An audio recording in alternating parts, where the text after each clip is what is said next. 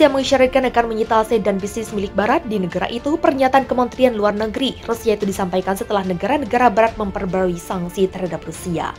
Juru bicara Kremlin Rusia Maria Zakharova memperingatkan pemerintahnya akan melakukan tindakan yang sama jika Barat merampas aset-aset pemerintah yang dibekukan. Penggunaan dana akan ditafsirkan oleh kami sebagai serangannya melanggar hukum dan jelas tidak bersahabat. Memberikan kami hak untuk melakukan pembalasan demi melindungi kepentingan kami, kata Zakharova, dikutip dari Reuters Rabu 29 Juni. Beberapa pejabat Barat, termasuk Kepala Kebijakan Luar Negeri Uni Eropa Josep Borrell, menyarankan agar aset pemerintah Rusia yang dibekukan dipakai untuk membantu mendanai rekonstruksi Ukraina setelah perang. Zakharova menyebut langkah Barat yang membekukan aset pemerintah Rusia merupakan pelanggaran hukum internasional. Aset-aset itu dibekukan sebagai respons atas invasi ke Ukraina pada 24 Februari. Lebih lanjut, dia mengatakan, tindakan serupa akan dilakukan Rusia jika penggunaan aset Rusia benar-benar terjadi. Kita tidak boleh melupakan aset asing milik negara-negara Barat, bisnis dan warga negara mereka yang berada di wilayah kita, ujarnya. Dia menegaskan, jika Barat tak mematuhi prinsip demokrasi, ekonomi terbuka, pemilikan pribadi, serta independensi peradilan, maka Rusia akan membalasnya dengan sesuai. Anggota parlemen Rusia pada Mei lalu memberikan persetujuan awal terhadap rancangan undang-undang yang memungkinkan pemerintah untuk menasionalisasi aset perusahaan Barat yang telah angkat kaki dari negara itu namun sejauh ini belum disahkan. Bursa saham Amerika Serikat atau Wall Street kembali ditutup merah pada Selasa 8 Maret waktu setempat. Pelemahan tersebut masih berkaitan dengan kondisi geopolitik di Rusia dan Ukraina yang mendorong kenaikan harga komoditas. Melansir CNBC, S&P 500 mengalami pelemahan terdalam sejak Oktober 2020 dengan penurunan 0,72% menjadi 4.170,67. Dow Jones Industrial Average turun 184,74 poin menjadi 32.632,64, sementara komposit turun hampir 0,3% menjadi 12.795,55. Hingga saat ini investor terus dihadapkan pada sentimen melonjaknya harga komoditas dan melambatnya pertumbuhan ekonomi sebagai akibat dari invasi Rusia ke Ukraina. Kenaikan harga minyak, bensin, gas alam, dan logam mulia seperti nikel dan palladium memicu kekhawatiran tentang perlambatan pertumbuhan global di tengah lonjakan inflasi. Minyak mentah WTI melonjak sekitar 7% menjadi di atas $128 AS per barel. Pada hari Selasa, karena Presiden Joe Biden mengatakan AS akan melarang impor minyak Rusia. Harga minyak melonjak untuk memulai minggu ini dengan minyak mentah AS mencapai level tertinggi 13 tahun di $130 AS per barel. Dan minyak berjangka AS ditutup naik 3,6% pada posisi $123,7 AS per barel. Sektor energi merespon positif atas kenaikan harga minyak. Saham Chevron melonjak 5,2%, Enphase Energy dan SunPower masing-masing meroket 10,8% dan 18,7%. Saham maskapai dan jalur pelayaran juga bergerak positif. Delta Airlines naik 3,7% dan American Airlines naik 5,2%. Southwest dan United Airlines masing-masing naik 5,3% dan 3,3%. Norwegian Cruise Line juga naik hampir 3,8%.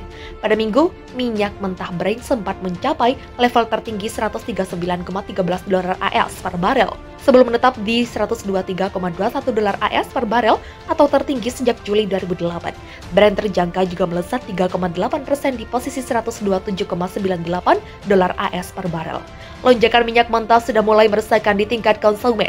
Rata-rata nasional untuk satu tabung gas reguler naik menjadi $4,173 AS pada hari Selasa. Menurut AAA, rekor sebelumnya adalah $4,114 AS pada Juli 2008. Harga komoditas lain juga kembali melonjak dengan harga nikel yang menyentuh rekor baru di atas $100.000 AS per metrik ton. Sementara itu imbal hasil teori 10 tahun naik mendekati 10 basis poin menjadi sekitar 1,85%. Hal ini terjadi karena investor melepaskan obligasi lantaran kekhawatiran inflasi meningkat.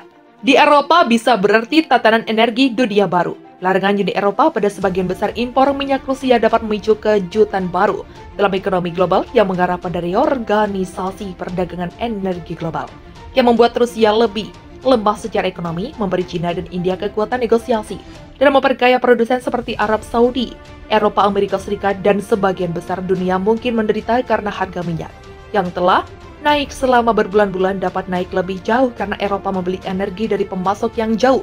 Perusahaan-perusahaan Eropa harus menjelajahi dunia untuk mendapatkan kadar minyak yang dapat diproses oleh kilang minyak semudah minyak Rusia. Mungkin ada kekurangan beberapa bahan bakar seperti solar yang sangat penting untuk truk dan peralatan pertanian.